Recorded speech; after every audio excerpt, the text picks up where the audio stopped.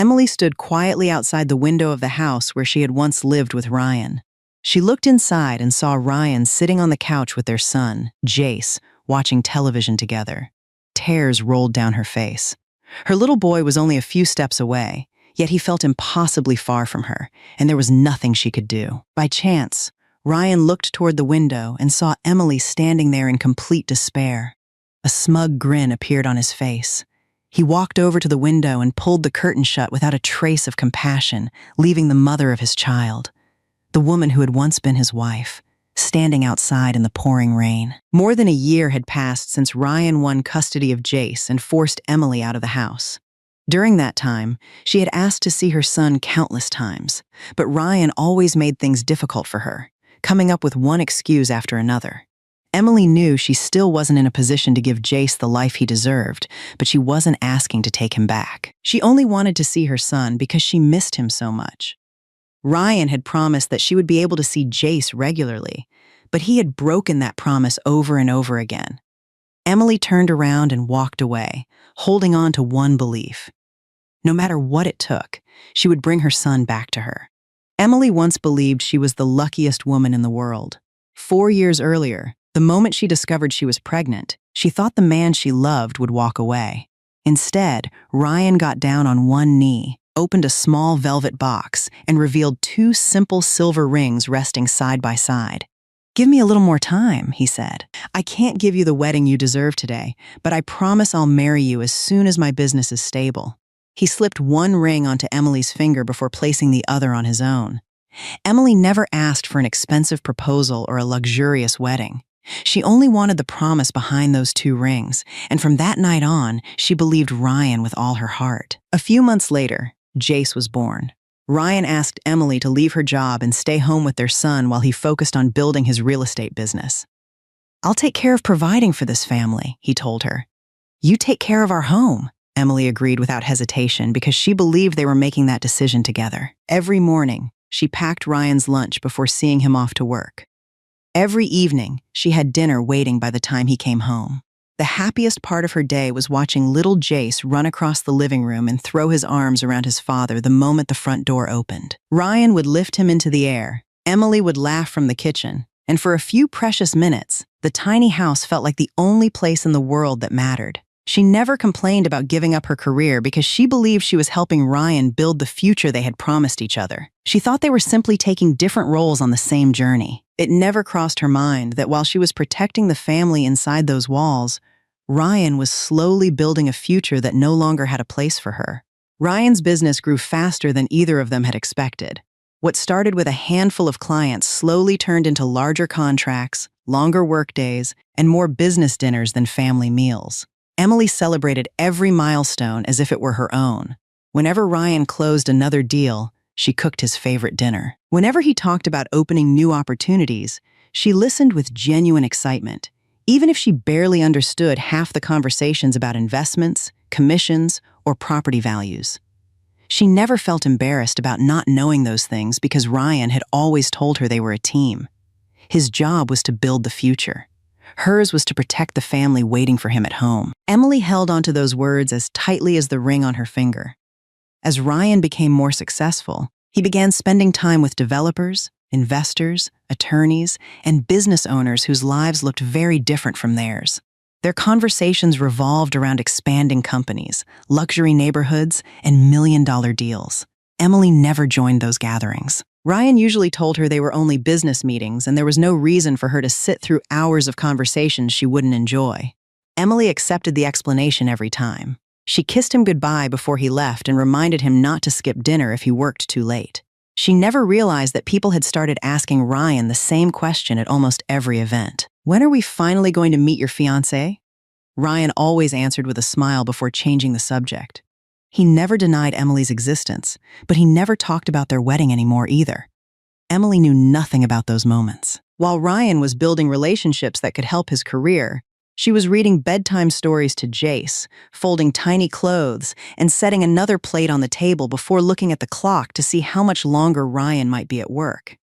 Neither of them noticed it yet, but they had already begun living in 2 very different worlds while sharing the same home. As the months passed, Ryan came home later more often. At first, Emily blamed the growing business. Every successful company demanded sacrifices, and she believed this was simply one of them. If dinner became cold, she warmed it again. If Ryan missed family movie night with Jace, she recorded the funniest moments on her phone so he could watch them later. Whenever Ryan apologized for another late evening, Emily smiled and told him not to worry because everything he was doing was for their future. Ryan never corrected her. Deep inside, he knew she was giving him far more than she realized. Emily had quietly given up her income, her career, and most of her social life to keep their home running without asking for anything in return. Ryan saw it every day, yet instead of feeling grateful, he slowly began taking it for granted. The woman who had once inspired him to work harder was now simply part of the routine waiting for him when he came home. One evening, after finishing another business dinner, Ryan stood outside the restaurant talking with several clients. One of them smiled and asked, "So when's the wedding?" Ryan paused for only a second before replying, "I've been too busy to think about that lately." The conversation quickly moved on to another development project, but the question lingered in Ryan's mind long after everyone had left. It was the first time he realized he hadn't pictured his own wedding in a very long time. Back at home, Emily was sitting on the living room floor helping Jace finish a small puzzle before bedtime.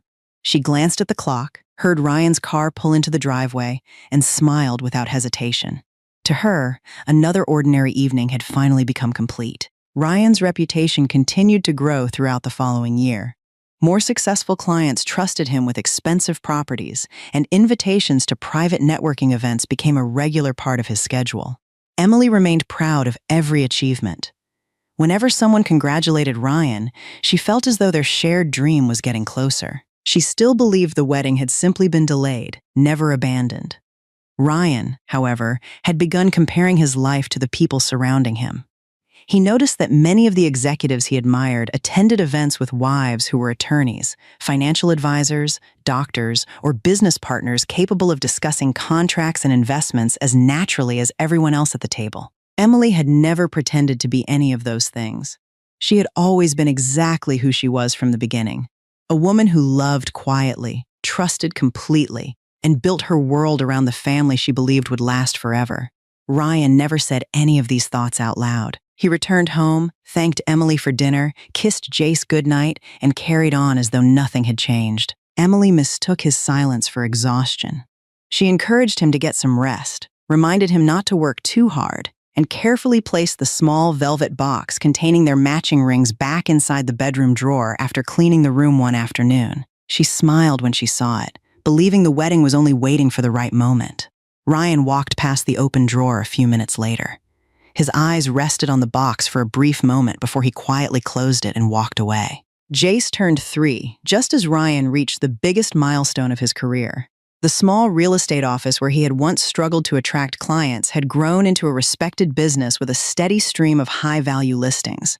For the first time in years, money was no longer something they had to worry about. Ryan bought a larger SUV, replaced old furniture around the house, and talked about expanding the business even further. Emily was happier than anyone. She believed every sacrifice had finally paid off. One evening, after putting Jace to bed, she sat beside Ryan on the couch and rested her head against his shoulder. "You've done everything you promised," she said with a smile. "Your business is doing well now." Ryan looked away from the television and nodded. Emily hesitated for a moment before speaking again. "Maybe we can finally start planning the wedding." The room fell silent. Ryan didn't answer immediately. Instead, he picked up his phone and pretended to read a message before saying, "Things are still moving too fast. Give me a little more time." Emily didn't argue. She simply smiled and nodded because she had heard those words before. After Ryan went upstairs to answer another business call, Emily opened the bedroom drawer, looked at the 2 matching rings, and gently traced her finger across the one Ryan had given her years earlier. She closed the box with the same quiet confidence she had carried ever since the day he promised to marry her. Over the next several months, Emily brought up the wedding only a handful of times. She never demanded a date or pressured Ryan into making plans. Sometimes she mentioned how excited Jace would be to watch his parents get married.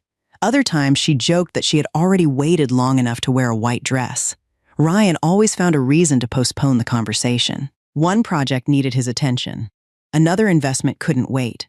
A new partnership required all of his time. Each explanation sounded reasonable on its own, so Emily accepted every one of them without suspicion. Ryan, however, had already begun looking at his life through different eyes. During business dinners, he listened as colleagues talked about ambitious wives who helped negotiate contracts, managed investments, or represented major clients in court. Someone laughed and said, "A successful man needs someone who can keep up with him." Ryan forced a smile, but the sentence stayed with him long after dinner ended. Driving home that night, he replayed the conversation in his head. When he walked through the front door, Emily was sitting on the floor helping Jace color a picture for him. Jace ran over the second he saw his father, proudly holding up the drawing. Emily looked up and smiled the same way she always had. Ryan smiled back. Yet for the first time, he couldn't ignore the thought that had quietly followed him all the way home. The distance between the life he was building outside and the family waiting inside had become much larger than he was willing to admit. Emily didn't notice the change because Ryan never gave her a reason to question him. He still thanked her for dinner, still kissed Jace before leaving for work, and still wore the silver ring he had slipped onto his finger 4 years earlier. From the outside, nothing seemed different. Emily continued believing they were only waiting for the right moment to become husband and wife. Ryan no longer saw the future with the same certainty. Every new achievement pulled him further into a world where status, education, and influence mattered more than they ever had before. He started asking himself questions he had never considered when he first fell in love with Emily. Would she be comfortable standing beside him at formal events? Could she carry on conversations with the people who were becoming part of his daily life? Was the future he had imagined years ago still the future he wanted now? He never asked Emily those questions because he already knew she wouldn't understand why he was asking them in the first place.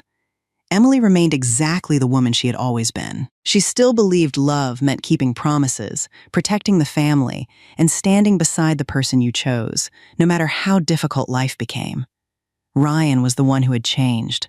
Late one evening, Emily walked into the bedroom after putting Jace to sleep and found Ryan sitting alone at the edge of the bed. The small velvet box rested in his hands. He stared at it for several seconds before closing it again and placing it back inside the drawer. Emily smiled, wrapped her arms around him from behind, and whispered, "One day, Jace is going to tell everyone he watched his mom and dad get married." Ryan didn't answer. He gently covered Emily's hand with his own, but his eyes remained fixed on the floor. Emily took his silence as exhaustion after another long day. She had no idea that the promise she still treasured had already begun to feel like a burden to the man who had made it. Ryan's company continued expanding, and with every new project, his schedule became more demanding. Some weeks, he barely spent enough time at home to share a single meal with Emily and Jace. Emily never complained. Whenever Ryan apologized for another late night, she simply reminded him to drive home safely and left a plate of dinner covered on the kitchen counter. She believed this busy season would eventually pass, just like all the difficult moments they had overcome together. One Saturday morning, Ryan was getting ready for a real estate networking event when Emily walked into the bedroom carrying one of Jace's tiny dress shirts. "Should I get him dressed too?" she asked with a smile. "He'd love to spend the day with you." Ryan hesitated before answering. "It's not really the kind of place for kids," Emily nodded. "Then maybe I'll come with you while Mia watches Jace for a few hours." Ryan paused again. "It's mostly business. You'll probably be bored." Emily accepted the answer without giving it another thought. After Ryan left, she helped Jace make a small drawing for his father instead. When Ryan returned that evening, the drawing was still sitting on the dining table beside a slice of birthday cake Jace had insisted on saving for him. Ryan thanked his son, hugged him for a few seconds, and went upstairs to answer another phone call before the cake was even cut. The people surrounding Ryan were changing almost as quickly as his career. Every week brought another dinner with investors, developers, lenders, or successful business owners. Their conversations rarely stayed on work alone. They talked about private schools, country clubs, luxury vacations, and the partners who stood beside them at charity galas and corporate events. One evening, a developer smiled while introducing his wife, a commercial attorney who handled many of his contracts. Another proudly described how his wife managed the financial side of their company. Ryan listened quietly as the conversation continued around the table. No one intended to make him uncomfortable. Yet he found himself comparing those women to Emily without meaning to. Emily had never hidden who she was. She had always been honest about leaving school early, working ordinary jobs, and knowing nothing about business. Years ago, Ryan admired how genuine she was. Now he caught himself wondering whether love alone was enough to build the future he wanted.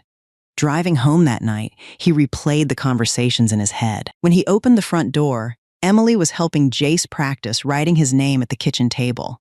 The little boy looked up with excitement and shouted, "Dad, look what I learned today!" Ryan smiled and praised him before heading upstairs to change for another video meeting. Emily watched him disappear into the home office, then turned back to Jace and continued tracing each letter with him, still believing Ryan was simply carrying a heavier workload than before. As Ryan's business continued growing, his schedule changed along with it. More evenings were spent at networking dinners, investment meetings, and industry events where he found himself surrounded by executives, attorneys, financial advisors, and business owners. Their conversations rarely stayed on work for long. Before dessert arrived, people were already introducing their spouses or talking about businesses they had built together. One evening, Ryan sat across from a successful real estate developer and his wife, who managed the company's legal department. Throughout dinner, the couple finished each other's thoughts, discussed contracts together, and casually exchanged opinions on investment opportunities. Several people around the table joked that they were the perfect business partnership.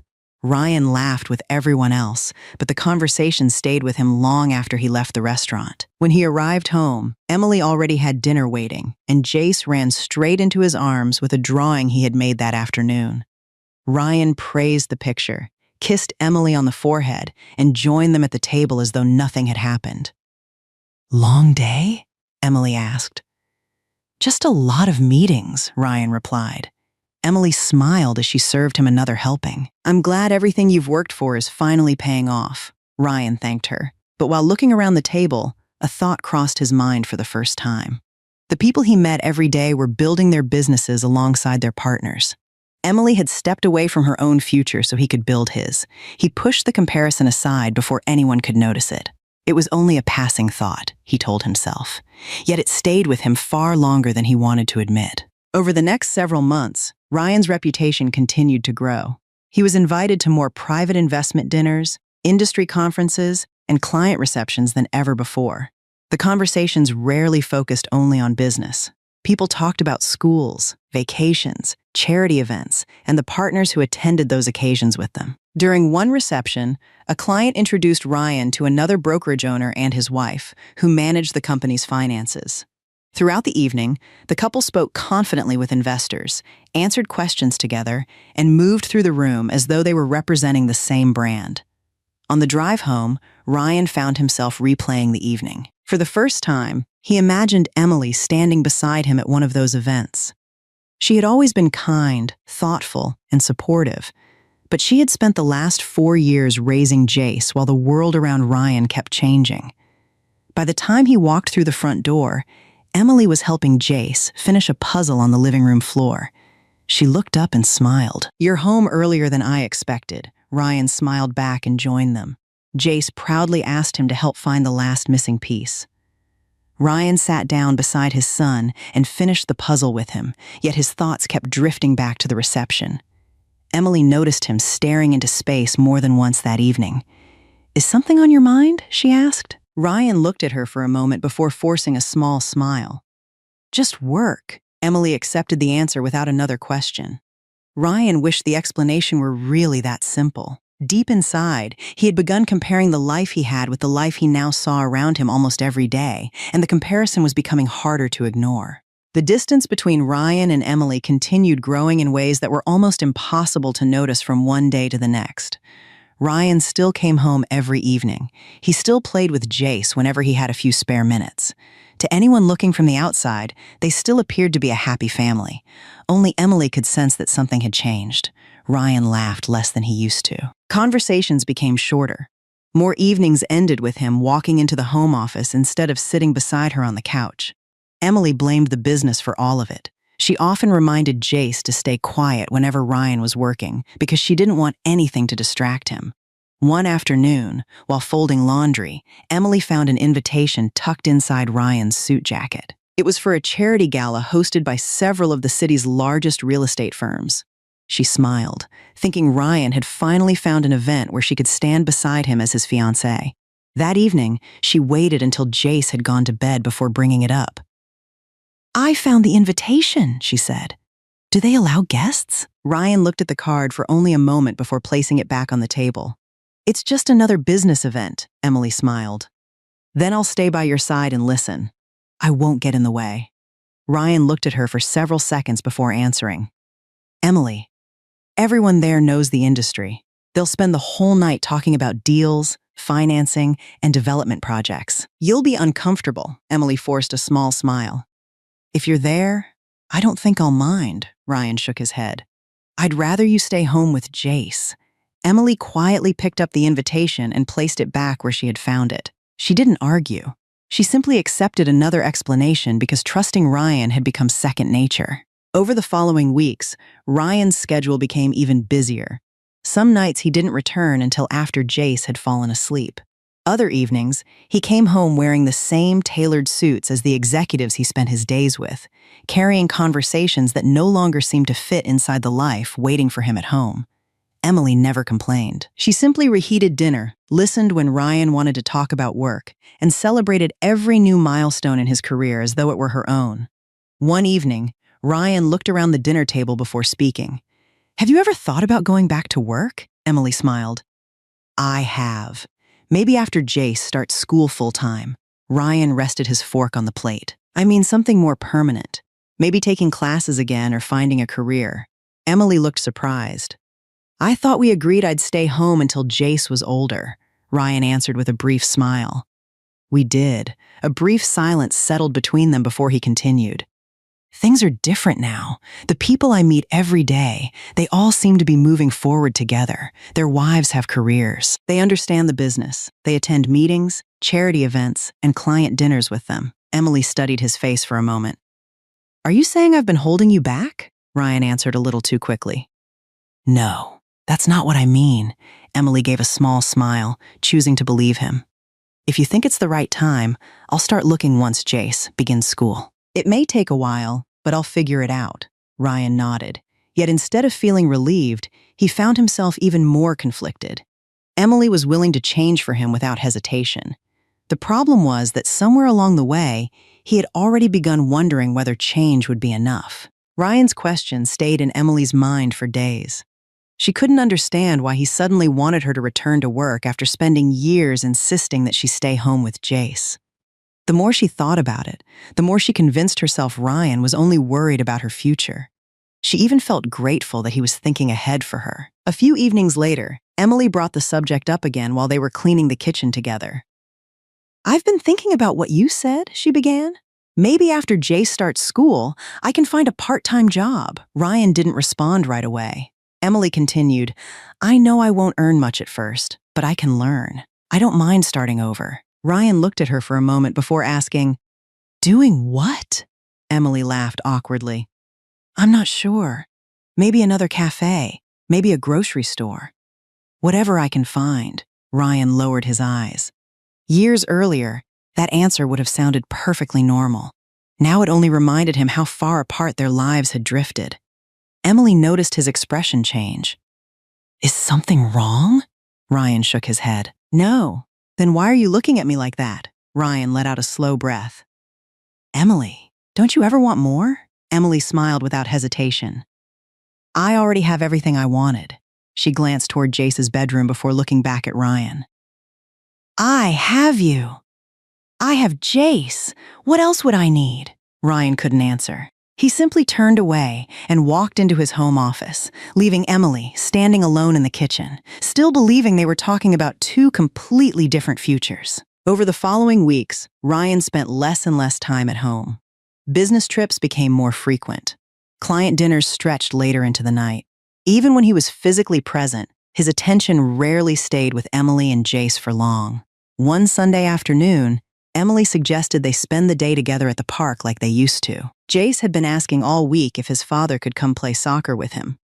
Ryan looked at his calendar before apologizing. "I promised a client I'd meet him this afternoon." Emily smiled and told him not to worry. We'll go another day. Ryan kissed Jace on the forehead before leaving the house. The little boy stood by the window, watching his father's car disappear down the street. Is Dad working again? He asked. Emily knelt beside him and brushed a hand through his hair. He's working hard because he loves us, Jace nodded, accepting the answer as children often do. Later that evening, after putting Jace to bed, Emily walked into the bedroom and opened the drawer where the small velvet box had rested for 4 years. She took out the 2 matching rings and held them in her hands for a long time. The silver had become slightly worn, but the promise they represented still felt unchanged to her. Emily carefully placed the box back in the drawer and turned off the bedside lamp. Downstairs, Ryan had just returned home. He paused outside the bedroom door, rested one hand on the doorknob, then slowly let it go. For the first time since slipping that ring onto Emily's finger, he wondered whether breaking a promise would be easier than keeping it. Emily never expected the conversation that changed her life to begin on an ordinary Tuesday evening. Ryan arrived home earlier than usual and asked if they could talk after Jace went to sleep. Emily actually smiled when she heard those words.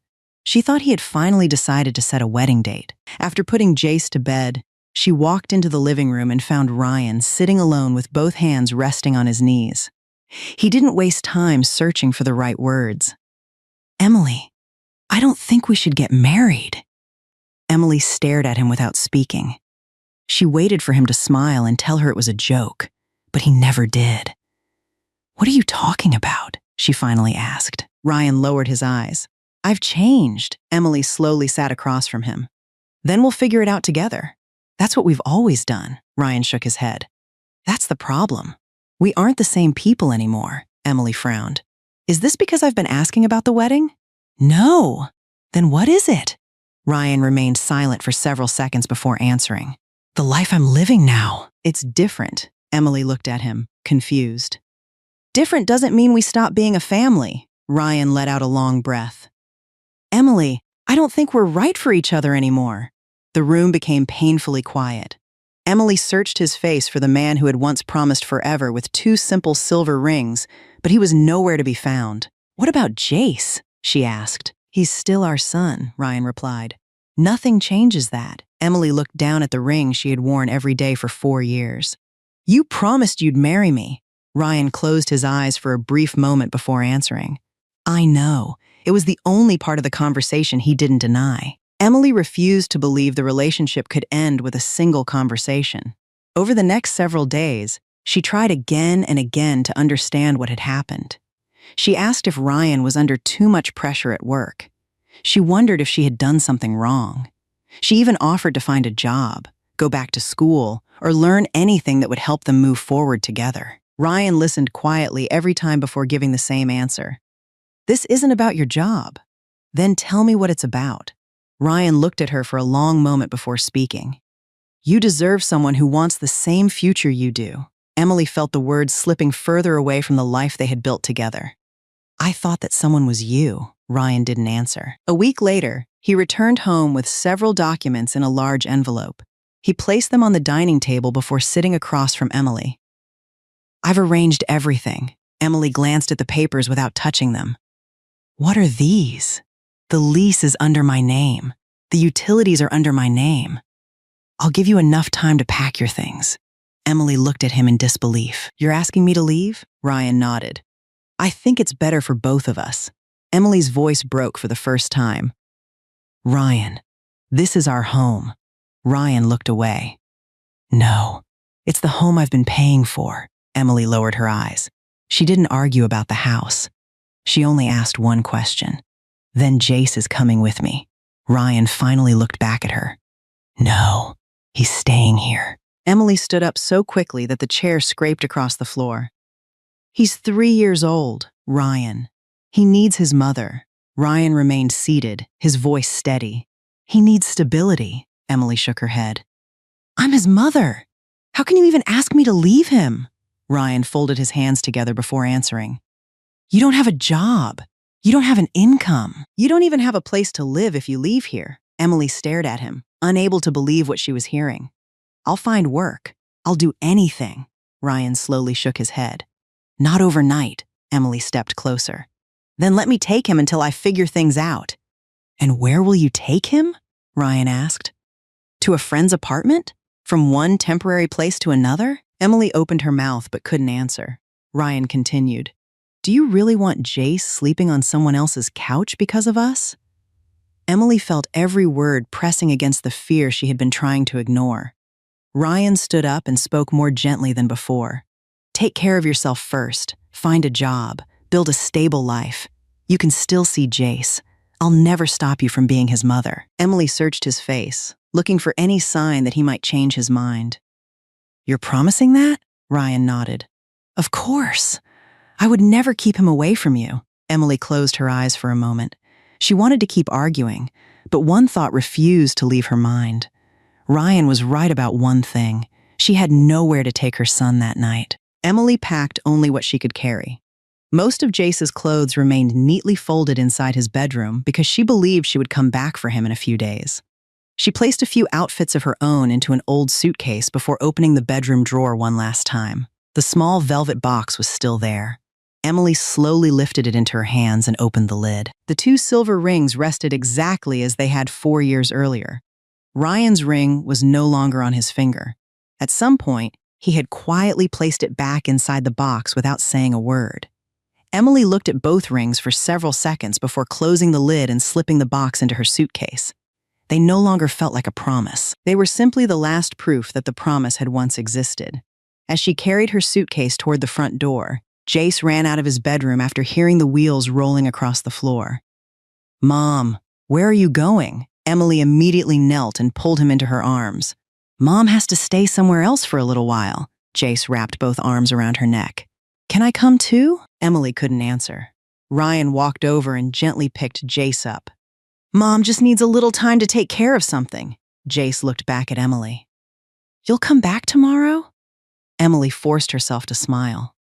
"I'll come see you very soon." She kissed his forehead one last time before picking up her suitcase and walking toward the front door. She never looked back because she knew that if she saw Jace reaching for her again, she would never find the strength to leave. Emily spent the first night at Mia's apartment. The place was barely large enough for one person, yet Mia cleared a corner of the living room, laid out a thin mattress, and insisted Emily stay as long as she needed. Emily knew Mia wasn't in a much better position financially. She worked long hours, rented a small apartment, and lived paycheck to paycheck, just like everyone else trying to make it in the city. Even so, Mia never once complained about sharing her home. The next morning, Emily woke up before sunrise and immediately began looking for work. She didn't care what the job was or how much it paid. She only wanted to earn enough money to stand on her own feet as quickly as possible. During the following months, she accepted every opportunity she could find. She washed dishes in restaurants, cleaned office buildings after business hours, stocked shelves at grocery stores, and picked up weekend shifts whenever someone called in sick. Every paycheck was divided the same way. Part of it went toward helping Mia with rent and groceries. The rest disappeared into a small envelope hidden inside her suitcase. Emily never touched that money unless she absolutely had to because, in her mind, every dollar brought her one step closer to bringing Jace home. No matter how exhausted she felt at the end of each day, she still sent Ryan a message every weekend asking the same question. "Can I see Jace for a little while?" Ryan always replied politely. Sometimes he said Jace was visiting his grandparents. Other times he explained that Jace had fallen asleep or wasn't feeling well. Every answer sounded reasonable enough that Emily chose to believe him. She kept telling herself she only needed a little more time before everything would return to normal. Half a year passed, and Emily's routine hardly changed. She worked, saved every possible dollar, and continued asking to see Jace whenever she thought Ryan might agree. The answer was always another apology followed by another reason to wait. One afternoon, Emily stood in front of a small toy store after finishing work. She counted the money in her wallet several times before buying a modest toy car she knew Jace would love. She smiled as the cashier wrapped it in bright paper, imagining the excitement on her son's face. That evening, she sent Ryan another message. "I bought something for Jace. Could I stop by tomorrow and give it to him? I won't stay long," Ryan answered nearly an hour later. "Tomorrow isn't a good day. He's going to spend the afternoon with my parents." Emily looked at the unopened gift resting beside her and slowly set her phone down. It wasn't the first time Ryan had said no, but for some reason, that message hurt more than the others. She wasn't asking to take Jace away.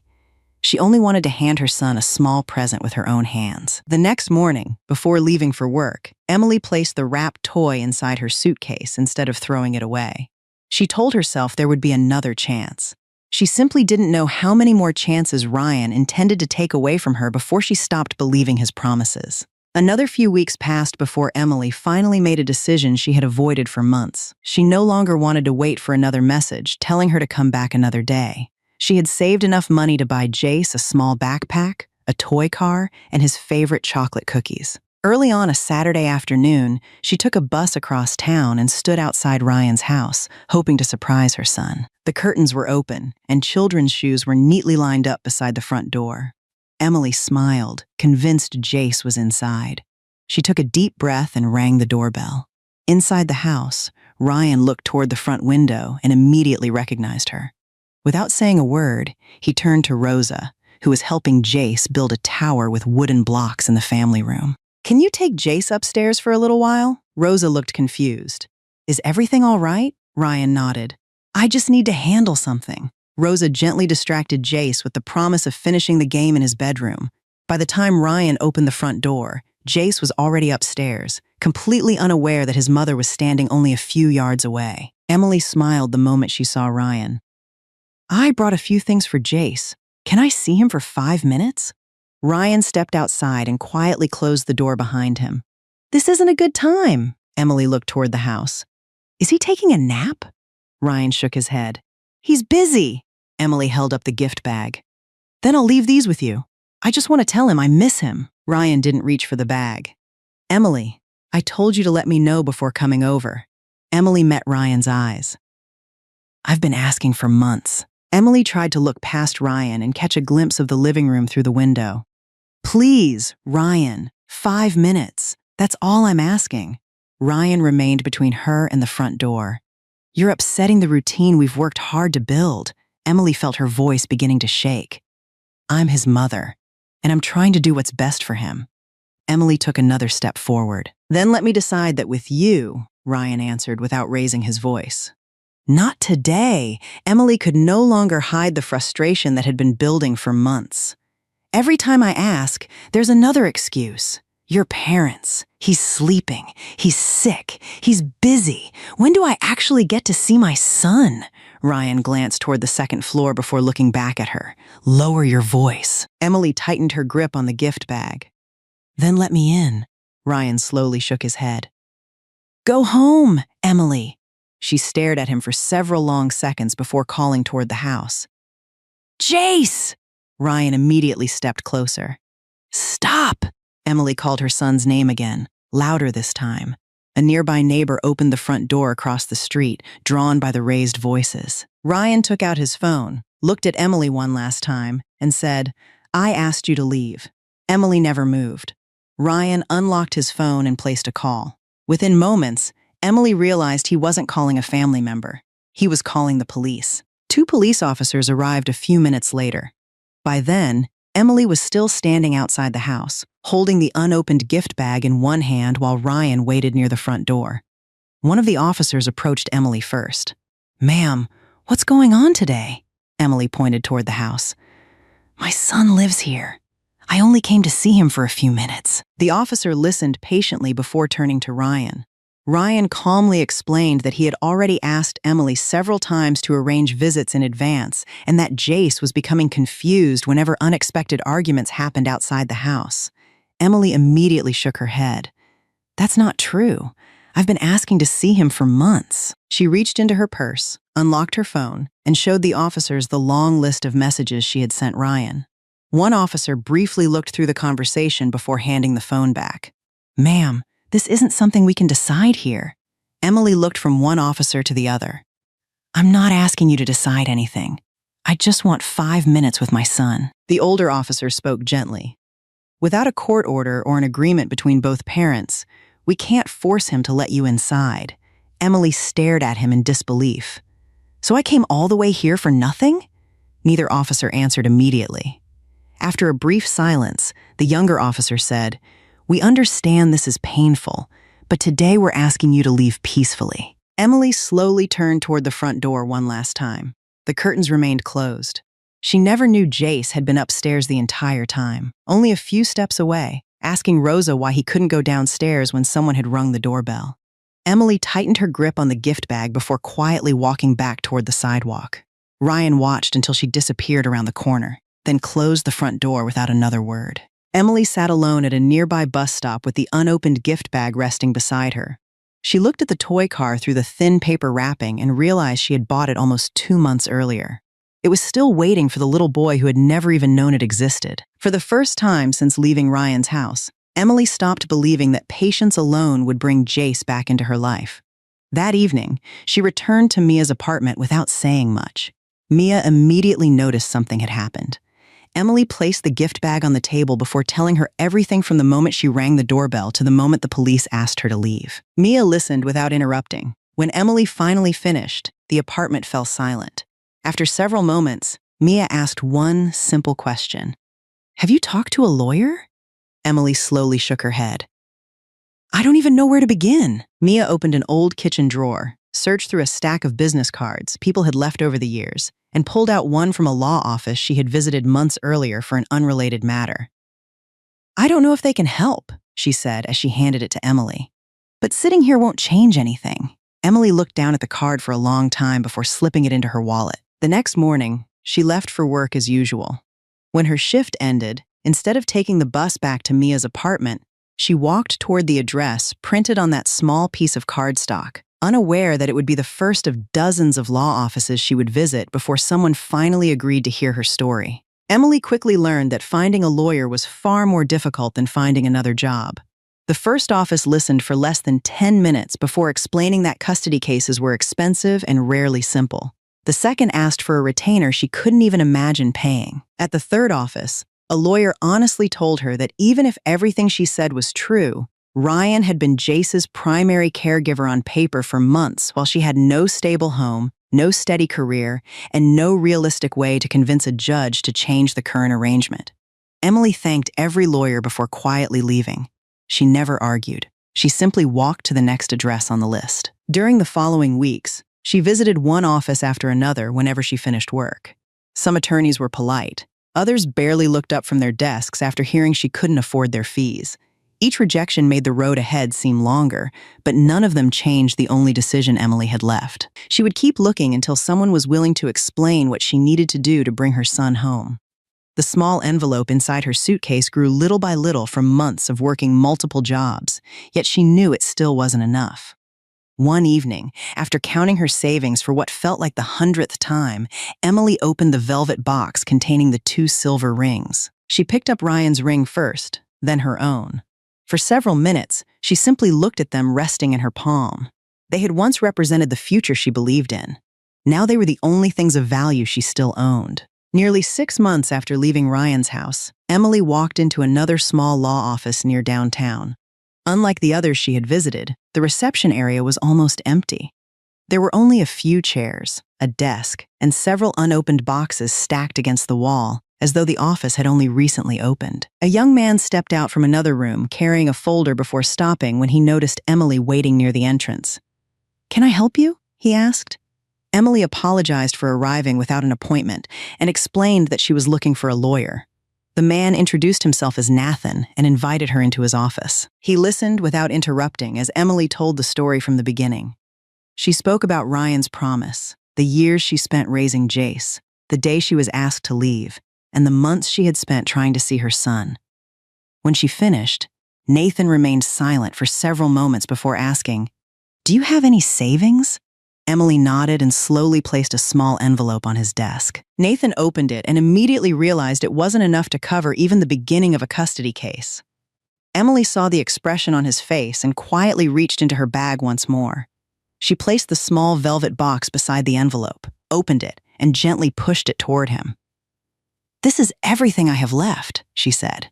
"Please take both rings if you need to. I just want a chance to bring my son home." Nathan looked down at the 2 silver rings without reaching for them. After a long silence, he gently closed the velvet box and pushed it back across the desk. "Keep them!" Emily looked at him in confusion.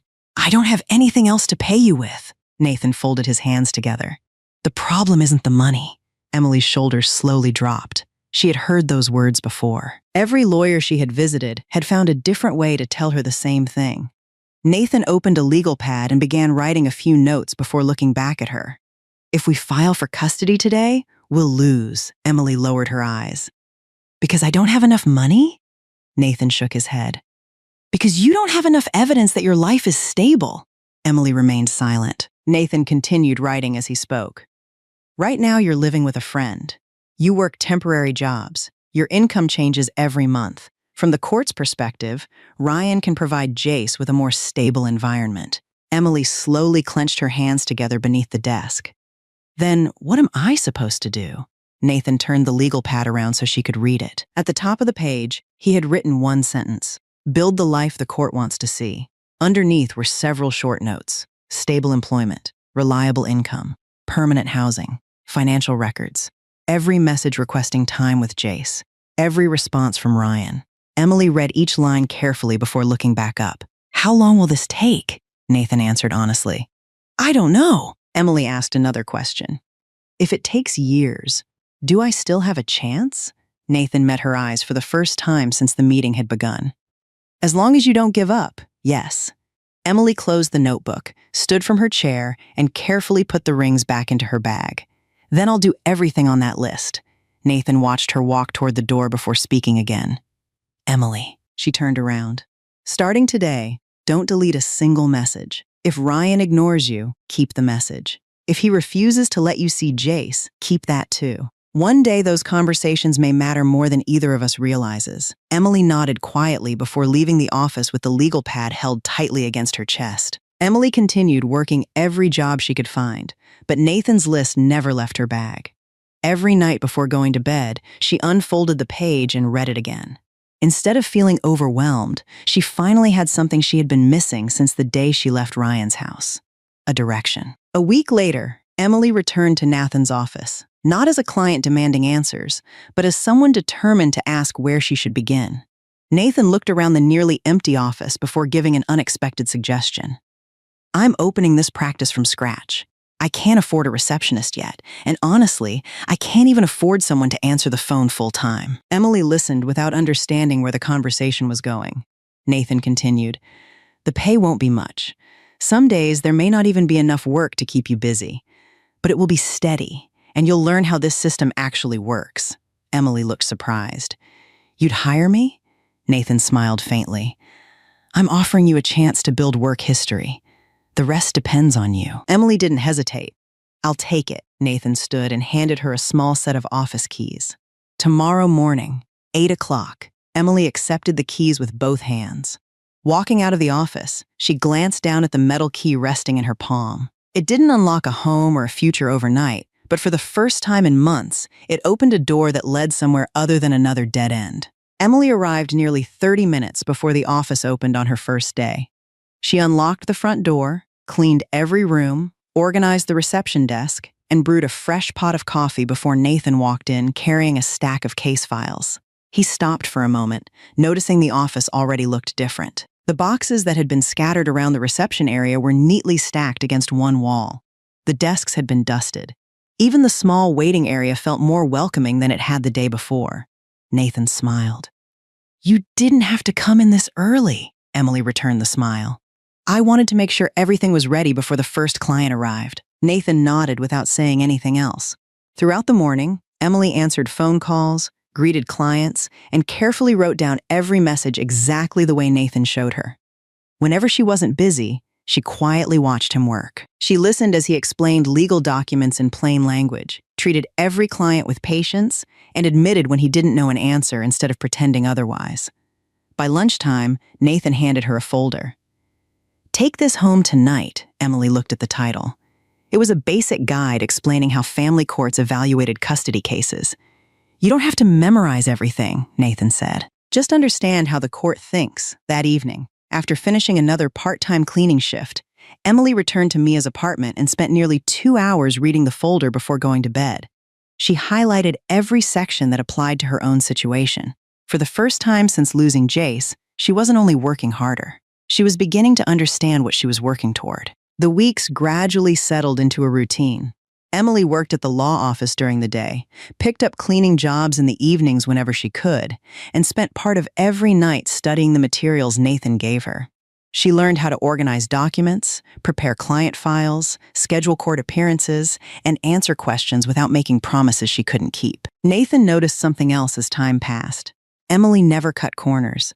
If she made a mistake, she admitted it immediately and fixed it without making excuses. If a client walked through the door looking frustrated or frightened, she greeted them with the same kindness she wished someone had shown her during the months she searched for help. One afternoon, Nathan stepped out of his office and found Emily quietly filing paperwork after everyone else had left. "You know your shift ended an hour ago," he said. Emily smiled without looking up. "I wanted to finish these before tomorrow." Nathan walked over and closed the folder in front of her. "Go home." Emily looked surprised. "There's still work to do." Nathan shook his head. "There will always be work to do." Emily hesitated for a moment before packing her bag. As she reached the door, Nathan called after her. "Did you message Ryan this week?" Emily nodded. "Like you told me. Did he answer?" Emily looked down at her phone. "He said Jace was spending the weekend with his grandparents again." Nathan didn't respond immediately. He simply nodded. "Keep the message." Emily slipped the phone back into her pocket and left the office. Nathan remained standing in the empty reception area for several seconds. He wasn't thinking about the case anymore. He was thinking about a woman who, despite every rejection she had faced, still asked to see her son with the same patience she had shown on the very first day. Months turned into more than a year, and the small law office slowly became a place Emily no longer entered with uncertainty. She knew where every file belonged, remembered every client's appointment without checking the calendar twice, and could answer most phone calls before Nathan even stepped out of his office. Clients who returned often greeted her by name. Some even asked for her before asking for Nathan because they knew she would patiently explain the next step or simply listen when they needed someone to hear them. Nathan gradually trusted her with more responsibility. She began preparing case files before consultations, organizing evidence, and reviewing documents to make sure nothing was missing before hearings. Every mistake became a lesson Emily refused to repeat. Every new task made her a little more confident than the day before. At the end of each month, Nathan handed her a paycheck that was slightly larger than the last one. Emily thanked him every time, but she never spent the extra money on herself. She opened a savings account, deposited nearly everything she could, and kept careful records of every paycheck, every bank statement, and every tax document. Without realizing it, she was checking off one item after another from the list Nathan had written on his legal pad the day they first met. Nearly 2 years had passed since Emily first walked into Nathan's office, carrying nothing but a small envelope of savings and 2 silver rings. The law office no longer felt temporary. More clients walked through the front door each month. The shelves were filled with active case files instead of unopened boxes, and the phone rarely stopped ringing for very long. Emily had become part of everything that kept the office running. She knew every deadline, every hearing, and every client by name. Nathan trusted her judgment enough to ask for her opinion before meeting new clients, not because she knew the law better than he did, but because she understood people. She could often tell what someone was too embarrassed or too frightened to say out loud. At the end of one particularly busy week, Nathan handed Emily an envelope containing another raise. Emily thanked him, but instead of celebrating, she went straight to the bank after work and deposited almost the entire paycheck into her savings account.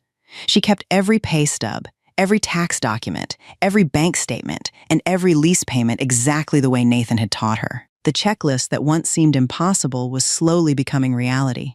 Before leaving the office that evening, Nathan looked over her file one more time and nodded. "You're getting closer," Emily smiled. "Closer to what?" Nathan answered without looking up from the paperwork. "The day we stop preparing and finally start fighting." A few days later, Nathan drove Emily to a modest apartment building on the other side of town. It wasn't a luxury complex, and it wasn't located in one of the city's expensive neighborhoods, but the building was clean, well-maintained, and only a short walk from an elementary school and a public park. Nathan explained that one of his longtime clients owned the building and was looking for a reliable tenant willing to sign a long-term lease. "You won't be getting any special treatment," he said. "The rent is fair, and they'll expect you to pay on time like everyone else." Emily nodded. That was all she wanted.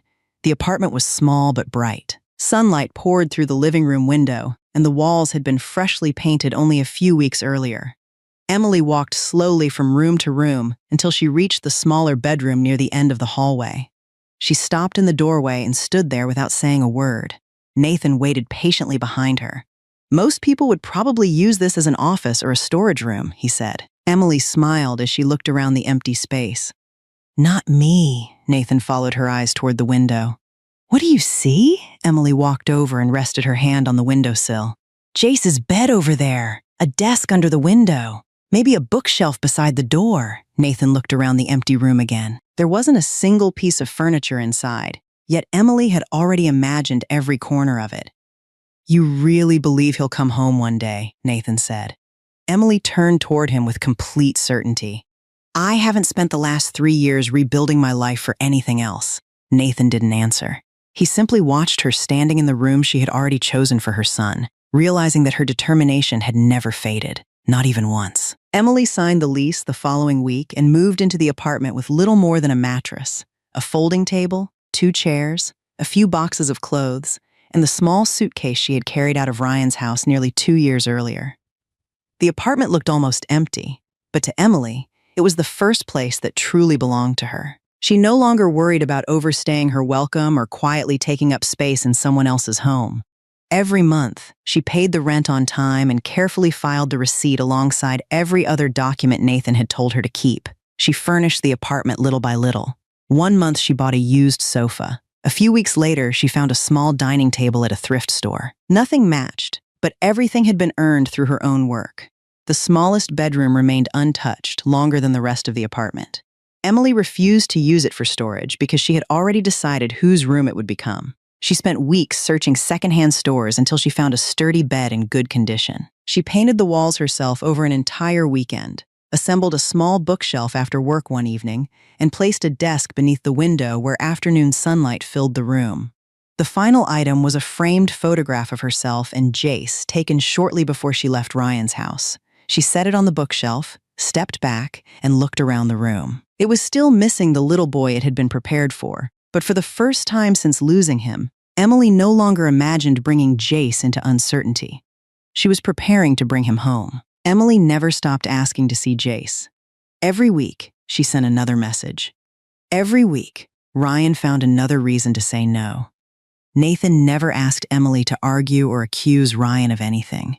His advice never changed. Be respectful. Keep every message. Let the record speak for itself. Emily followed those instructions exactly. She never raised her voice in a text. She never insulted Ryan. She simply asked if she could spend time with her son. One evening, after finishing work, Nathan called Emily into his office. He placed 2 folders side by side on the desk. The first contained every pay stub, lease agreement, bank statement, and employment record Emily had collected over the past 2 years. The second contained screenshots of every message she had sent Ryan asking to see Jace, along with every reply postponing another visit. Nathan slowly closed both folders and looked at Emily. "Do you remember the day we met?" Emily smiled faintly. "I remember thinking I had already lost." Nathan shook his head. "You didn't lose," he tapped the first folder. "You built stability." Then he rested his hand on the second folder. And without realizing it, Ryan helped build the rest of our case. Emily looked at the stacks of documents in silence. They weren't just pieces of paper anymore. They were the record of nearly 3 years spent rebuilding a life one paycheck, one rent receipt, and one unanswered request at a time. Nathan spent the next several weeks reviewing every document Emily had collected over the past 3 years. He arranged them into a detailed timeline, matching each paycheck with employment records, each lease payment with bank statements, and every request to see Jace with Ryan's responses. One afternoon, Nathan spread the entire file across the conference table before inviting Emily to sit beside him. "For a long time, we were trying to build your future," he said. "Now we're preparing to explain it." Emily listened as Nathan pointed to each section of the file. Stable employment, stable housing, consistent income, tax returns, savings, character references from coworkers, a letter from the apartment manager confirming every rent payment had been made on time. Then Nathan opened another folder containing nearly 3 years of text messages. "This part matters just as much," he said. Emily looked at the familiar conversations. Every message followed the same pattern. She politely asked to spend time with Jace. Ryan apologized before offering another reason to postpone the visit. Nathan leaned back in his chair. "Do you notice what isn't here?" Emily looked confused. Nathan slid the pages toward her. "Not once did you threaten him. Not once did you insult him. Not once did you stop asking about Jace." Emily quietly looked through the pages again. She had never thought about them that way. To her, they were simply painful memories. To Nathan, they showed something completely different. They showed a mother who never stopped trying to remain part of her son's life. Nathan closed the folder.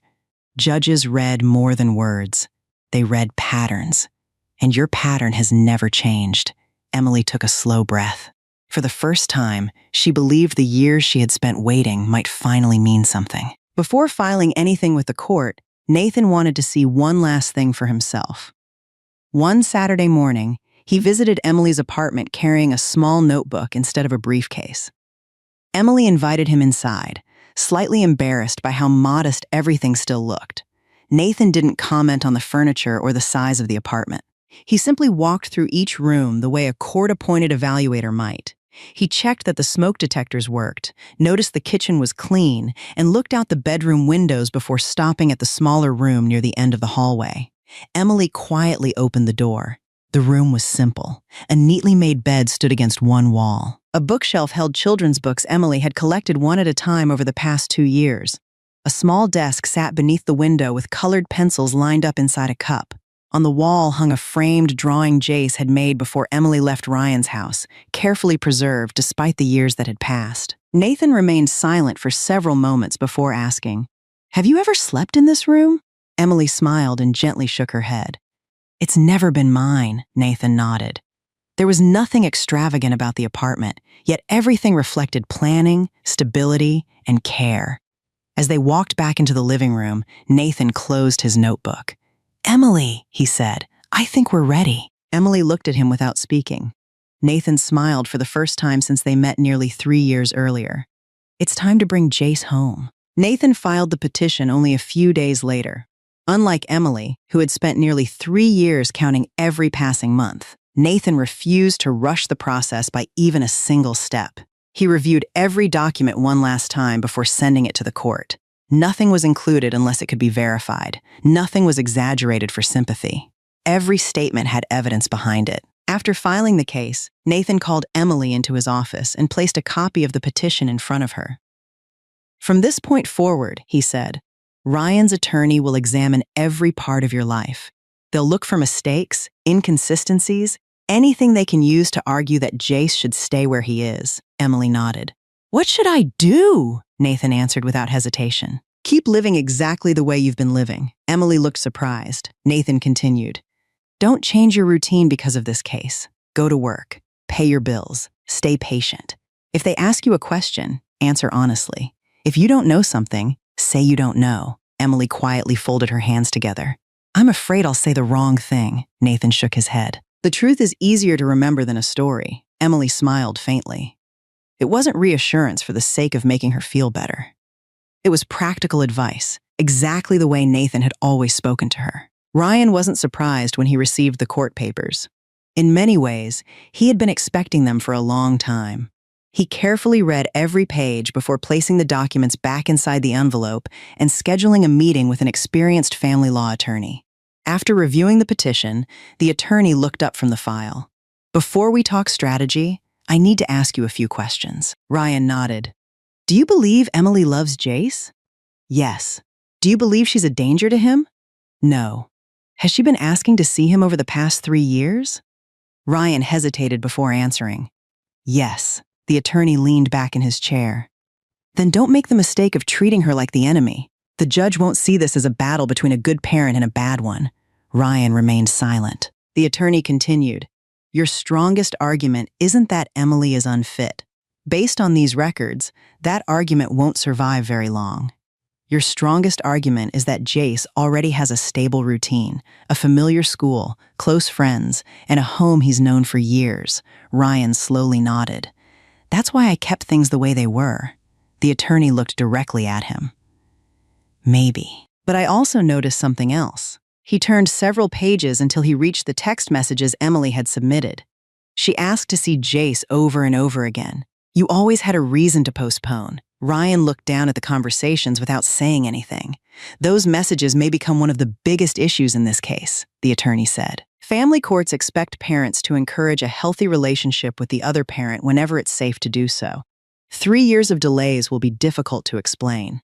Ryan closed the file and leaned back in his chair. For the first time since receiving the petition, he realized he wasn't simply defending the life he had built with Jace. He would also have to explain every decision that had kept Emily outside that life. Over the following weeks, Nathan prepared Emily for every question he believed the court might ask. One evening, after the office had closed, he placed 2 chairs across from each other in the conference room and handed Emily a notepad. "Today, I'm not your lawyer," he said. "I'm Ryan's attorney." Emily nodded and sat down. Nathan looked at his notes before asking his first question. Mess. He stopped himself with a faint smile before correcting it. "Emily, if Jace needed his mother so badly, why did you leave him behind 3 years ago?" Emily opened her mouth to answer, but Nathan gently raised a hand. "Don't answer with emotion. Answer with facts." Emily took a slow breath. "I didn't leave because I wanted to. Ryan told me I couldn't provide a safe home for Jace. At that time, I had no job, no income, and nowhere to take him. I believed I could rebuild my life and come back for my son." Nathan nodded. "Better," he asked another question. "Why didn't you go to court immediately?" Emily lowered her eyes. "Because I didn't understand the law, and I couldn't afford a lawyer." Nathan wrote a short note before continuing. "What did you do instead?" Emily answered without hesitation. "I worked. I saved money. I found stable employment. I rented my own apartment. I kept asking to see Jace." Nathan closed his notebook. "That's the story the judge needs to hear. Don't try to sound perfect. Just tell the truth exactly the way you lived it." They continued long into the evening, repeating the same questions from different angles until Emily no longer searched for answers. She simply spoke honestly about the last 3 years of her life. A few days later, Nathan began gathering the final pieces of evidence that couldn't be found in bank statements or text messages. He met with Emily's apartment manager, who confirmed she had never missed a rent payment. He requested employment records showing she had remained with the same law office for more than 2 years. He also asked several people who knew Emily through work to write honest character references describing what they had personally observed rather than offering exaggerated praise. Nathan rejected anything that sounded dramatic or impossible to verify. "Judges trust facts," he reminded Emily. "Not speeches." Back at the office, he spread every document across the conference table one final time. Emily watched as he arranged each section into a clear timeline beginning the day she left Ryan's house. Stable employment, stable housing, financial records, character references. Nearly 3 years of respectful requests to see Jace. Nathan slowly closed the last folder and rested both hands on the table. "Ryan's attorney is going to argue that Jace already has a stable life," Emily nodded. "And they're right." Nathan looked at her with quiet approval. "Exactly. Don't pretend otherwise. Jace has been cared for." Emily looked surprised. Nathan continued, "We're not asking the court to punish Ryan. We're asking the court to recognize that you're now able to give your son the same stability he once said you didn't have." Emily glanced at the neatly organized file in front of her. 3 years earlier, she had walked into Nathan's office carrying 2 silver rings and a handful of savings. Now she was looking at nearly 3 years of work, sacrifice, and patience bound together in a case file that finally told the whole story. The night before the hearing, Emily couldn't bring herself to sleep. She sat alone at the small dining table, quietly reading through the case file one last time before closing it for good. There was nothing left to add and nothing left to prepare. Every document inside represented a decision she had made over the past 3 years. Every page reminded her of a day she refused to give up. She reached into the drawer beside the table and took out the small velvet box she hadn't opened in months. The 2 silver rings were still resting inside exactly where she had placed them after leaving Ryan's house. Emily looked at them for several moments before closing the box again. They no longer represented the future she had once dreamed about. They had become a reminder of the promise that had pushed her to rebuild her life after losing everything. The following morning, Emily arrived at the courthouse nearly an hour early. Nathan was already waiting near the entrance with the case files neatly organized inside his briefcase. He looked at Emily for a moment before asking, "How are you feeling?" Emily gave an honest answer. Scared. Nathan nodded. Good. Emily looked surprised. Nathan continued walking toward the courthouse doors. People who aren't scared usually underestimate what's in front of them. Emily let out a small breath. What if I make a mistake? Nathan stopped and turned to face her. The judge already knows Ryan has been providing a stable home. Emily nodded. The judge already knows Jace has lived with him for the past 3 years. Emily nodded again. Nathan rested a hand on the case file. Today isn't about proving Ryan failed. He looked directly into her eyes. It's about showing everything you've done since the day you walked away from that house. Emily stood silently for a few seconds before taking one final breath. Together, they walked through the courthouse entrance, carrying nearly 3 years of work toward the hearing that would decide whether a mother could finally bring her son home. The courtroom was quieter than Emily had imagined. There were no dramatic speeches, no raised voices, and no surprise witnesses waiting behind the courtroom doors. When the hearing began, the judge carefully reviewed the case before inviting both sides to present their arguments.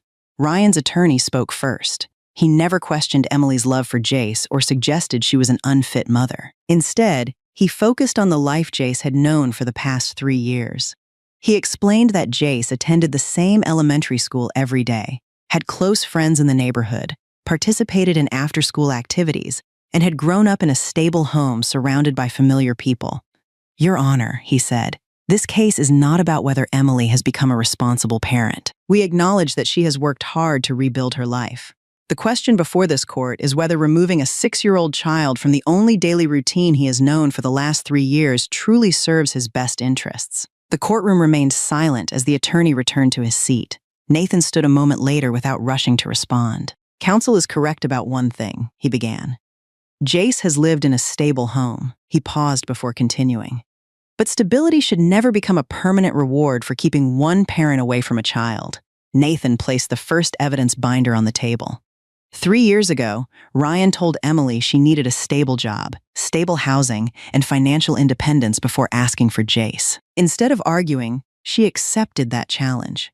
He opened the binder and began presenting employment records, tax returns, lease agreements, bank statements, and savings records collected over nearly 3 years. She didn't ask this court to trust promises. She brought proof. Every document before you represents another step she completed before filing this petition. The judge quietly reviewed the first binder while Nathan prepared to introduce the second. Nathan then opened the second binder. Unlike the first, it contained no financial records, employment documents, or lease agreements. It was filled with text messages, call logs, and emails exchanged over nearly 3 years. He handed copies to the judge before speaking again. These conversations begin only days after Emily left Ryan's home, Nathan said. They continue almost every week until this petition was filed, Ryan's attorney stood. Your Honor, these messages simply reflect scheduling conflicts.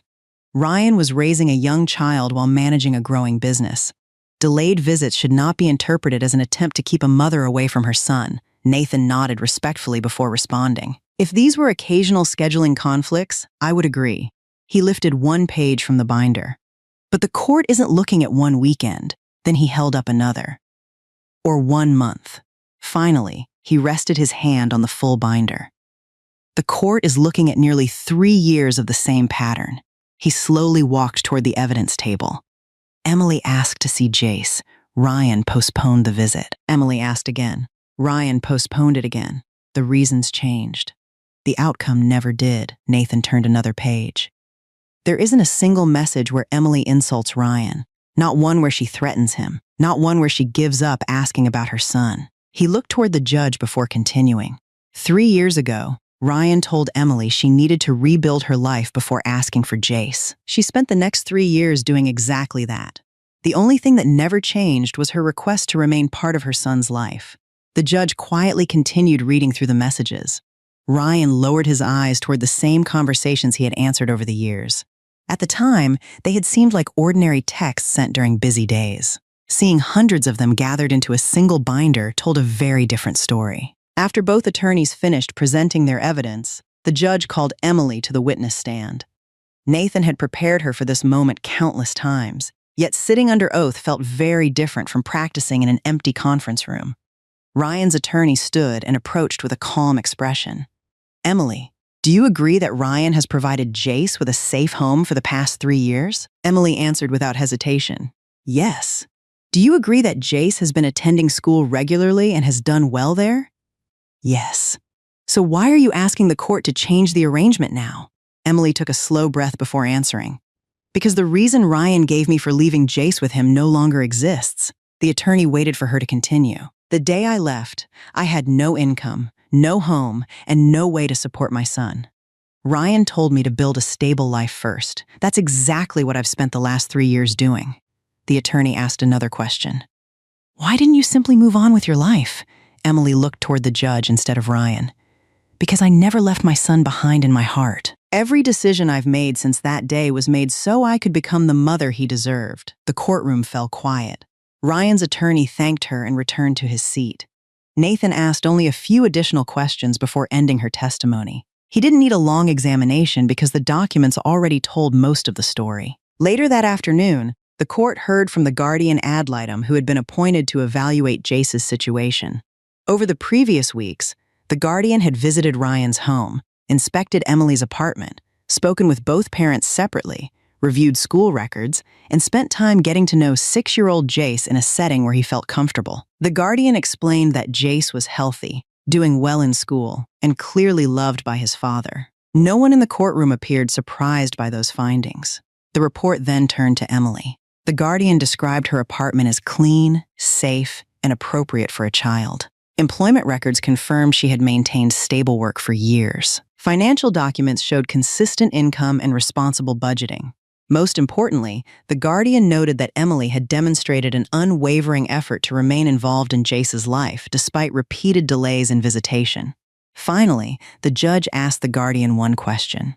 Based on your evaluation, what arrangement serves Jace's best interests? The guardian answered carefully. Jace needs both parents in his life. However, Emily has shown that she now provides the same stability that was once missing.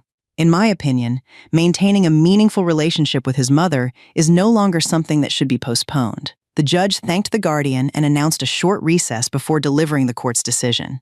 Emily remained seated without saying a word. Nathan quietly closed the last folder in front of him.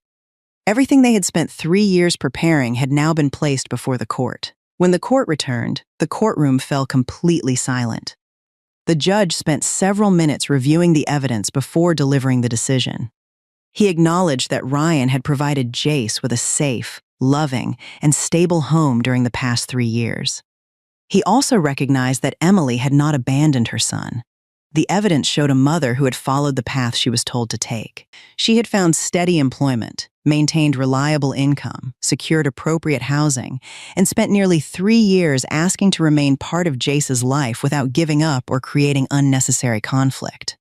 The judge explained that custody decisions were never about rewarding one parent or punishing the other. They existed only to protect the child's best interests. After considering the evidence, the testimony, and the guardian ad litem's recommendation, the court found that Emily now met every requirement necessary to become Jace's primary residential parent. Ryan would continue sharing legal decision-making and would receive scheduled parenting time under a detailed visitation plan approved by the court. Emily lowered her head as the words settled in. She had imagined this moment countless times, yet nothing had prepared her for hearing it become real. Ryan remained seated for several seconds before quietly standing. He looked toward Emily but said nothing. There was no anger on his face, only the weight of a decision that neither of them could change anymore. A court officer soon opened the side door leading to the family waiting room. Moments later, Jace walked into the hallway holding a small backpack. He had grown much taller than the little boy Emily remembered. He looked around uncertainly until his eyes met hers. For a brief moment, neither of them moved. Then Jace let go of the backpack, ran across the hallway, and wrapped both arms around Emily as tightly as he could. Emily dropped to her knees and held him against her without saying a single word. Every night she had worked late, every paycheck she had saved, every unanswered message, and every promise she had refused to forget had led to that single embrace. Nathan stood several steps away, quietly watching mother and son find each other again. He didn't interrupt. Some victories didn't need anyone to explain them. The first few weeks were filled with small adjustments neither Emily nor Jace had expected. They loved each other, but 3 years apart had quietly changed both of them. Jace was no longer the little boy who needed help with every step of his day. He had his own routines, favorite breakfast, bedtime habits, and even a particular nightlight he refused to sleep without. Emily chose not to force everything back to the way it had been before. Instead, she listened, learned, and let her son settle into his new home at his own pace. Nathan stopped by the apartment one Saturday afternoon carrying a toolbox after noticing one of the bookshelves still hadn't been secured to the wall. While he worked, Jace sat beside him, carefully holding screws and handing over each tool whenever Nathan asked for it. "Inspector Jace," Nathan said after tightening the last screw. "Want to check if I did it right?" Jace pushed gently against the shelf before breaking into a grin. "It passed," Nathan laughed. "Then I guess I can keep my job." Later that afternoon, they walked to the neighborhood park. Nathan spent nearly an hour kicking a soccer ball back and forth with Jace, letting the little boy invent new rules every few minutes. Emily watched from a nearby bench, smiling as Jace laughed so hard he could barely keep running. The moment stirred an old memory she hadn't thought about in years. Before everything fell apart, Jace had once waited by the front window with a soccer ball tucked under one arm, hoping Ryan would have time to play after work. Ryan had looked at his watch, apologized, promised they would play the following weekend, and left for another dinner with clients. The following weekend turned into another meeting, then another business trip, until the soccer ball quietly found its way back into the closet. Emily returned to the present as Jace raced across the field, calling for Nathan to kick the ball one more time. Nathan never glanced at his phone. He never looked at his watch. To him, there wasn't anywhere more important to be. Watching the two of them together, Emily realized the greatest difference between the two men had never been money or success. One always tried to find time for family. The other chose to make family his time. As the months passed, Nathan became a familiar part of their lives without ever trying to replace anyone. Some evenings he stopped by after work to help Jace with a school project. Other weekends he joined them for breakfast before taking Jace to the library or the community park. He never bought expensive gifts or tried to win Jace's affection with money. Instead, he gave him something much simpler: his time. One rainy evening, a thunderstorm knocked out the electricity across the neighborhood. Emily searched the kitchen for candles while Nathan and Jace gathered blankets in the living room. With nothing else to do, Nathan began telling Jace funny stories from his own childhood, including the time he accidentally locked himself inside his father's garden shed and had to shout for help until sunset. Jace laughed so hard he nearly spilled his hot chocolate. When the rain finally eased, Nathan noticed Jace had fallen asleep against his shoulder. He carefully lifted the little boy, carried him to bed, pulled the blanket over him, and quietly turned off the flashlight. Emily had been standing in the hallway the entire time. She remembered another night, years earlier, when Ryan had been busy with an online meeting while a nanny carried a sleeping Jace upstairs alone. Ryan hadn't meant to hurt his son. Work had simply become the center of his world. Nathan stepped out of Jace's room and gently closed the door behind him. Emily looked at him for a long moment before saying, "Thank you for treating him like he matters." Nathan smiled softly. "He does matter." Emily realized those 3 simple words described everything she had been searching for since the day she left Ryan's house. Not someone who promised forever, someone who chose to be present, one ordinary day at a time. Life gradually settled into a rhythm Emily had once believed she would never have again. Mornings began with breakfast together before Emily drove Jace to school on her way to the office. Evenings were no longer measured by unanswered messages or empty promises. They were filled with homework spread across the dining table, simple dinners, and conversations about the smallest moments of Jace's day. Nathan never invited himself into that routine, yet he somehow became part of it. Sometimes he dropped by after work with case files that needed Emily's help. Other times he simply stayed long enough to share dinner before heading home. One Saturday afternoon, Nathan and Jace sat on the living room floor building a model airplane they had picked up from a hobby store. They spent nearly an hour trying to understand the instructions before laughing and deciding to figure it out together instead. Emily watched them from the kitchen as flour covered the counter while she baked cookies with a recipe Jace had chosen. The apartment was filled with ordinary sounds that had once seemed impossible to imagine. Halfway through the afternoon, Jace accidentally snapped one of the plastic wings in two. He froze, staring at the broken piece. "I'm sorry," he whispered. Nathan picked it up, looked at it for a second, and smiled. "Good thing glue was invented," Jace blinked. "You're not mad?" Nathan laughed. "If everything had to be perfect, I'd never finish building anything." Together, they repaired the broken wing and finished the model before sunset. Emily couldn't help remembering another afternoon years earlier when Jace had accidentally spilled juice across Ryan's laptop bag while trying to show him a drawing. Ryan hadn't shouted, but he had immediately handed Jace to the nanny and returned to another phone call before the little boy could even explain what happened. Looking at Nathan patiently helping Jace repair the airplane instead of scolding him, Emily finally understood that children often remembered reactions far longer than mistakes. Several weeks later, Nathan invited Emily to dinner after work while Jace spent the evening with Mia. It was the first time they had gone somewhere together without talking about court, evidence, or deadlines. They laughed about difficult clients, embarrassing moments from Nathan's first months as a lawyer, and the countless mistakes Emily had made when she first started answering phones at the office. As they walked through a quiet park afterward, Nathan slowed his pace. "There's something I've wanted to tell you for a long time," he said. Emily looked at him, sensing the conversation had been waiting for this moment. Nathan smiled. "The day you walked into my office, you were just another client. I never imagined we'd end up here." Emily listened without interrupting. "Somewhere along the way, that changed. But I never said anything." Emily tilted her head slightly. "Why?" Nathan gave a quiet laugh. "Because you had already lost too much. You were trying to rebuild your life and bring your son home. The last thing you needed was your lawyer telling you he had feelings for you." Emily looked at him in surprise. Nathan continued, "I didn't want you wondering whether I was helping because I expected something in return, so I waited. I wanted you to win your case first. After that, if you still chose to walk away, I'd accept it." Emily lowered her eyes for a moment before looking back at him. "Nathan, I'm older than you. I know. I have a son.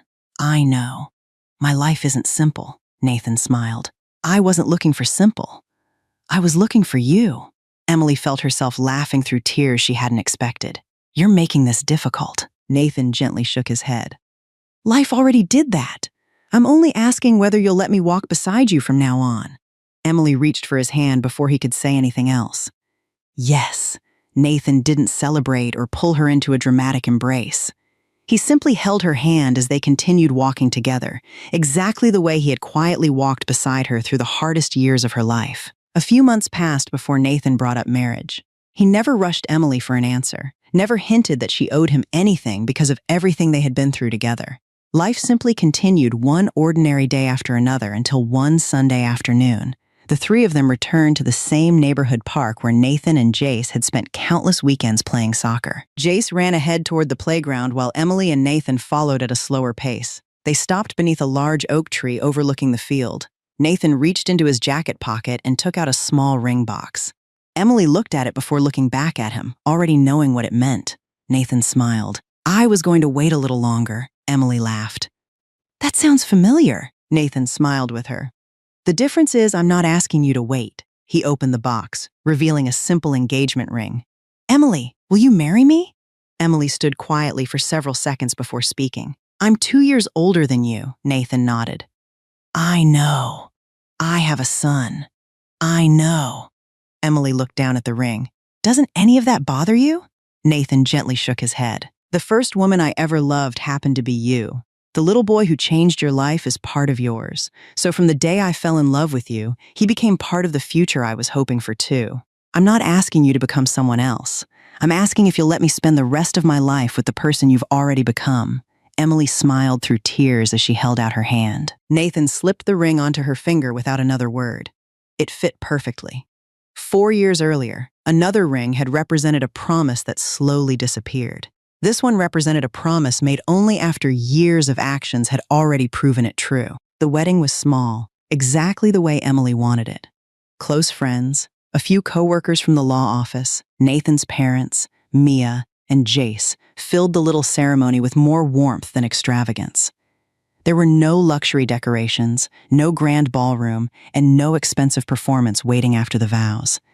Emily didn't need any of those things anymore. Everything she had once believed would make a perfect wedding had been replaced by something far more valuable.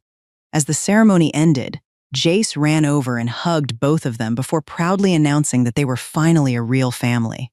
The adults around him laughed, but Nathan knelt until they were at eye level.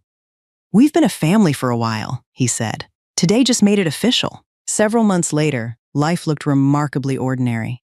Every weekday morning, Emily prepared breakfast before work while Nathan packed lunches and reminded Jace to finish brushing his teeth. One morning, Jace rushed into the kitchen wearing one shoe and carrying the other in his hand. "Nathan," he called, "can you help me?" Nathan set down his coffee, knelt beside him, and tied the loose shoelace without saying a word. Jace thanked him, grabbed his backpack, and ran toward the front door.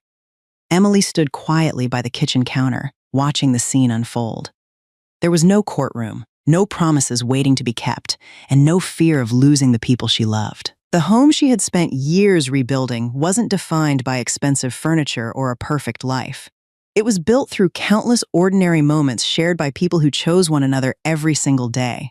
And after everything she had lost to get there, Emily knew she wouldn't have traded that life for anything in the world.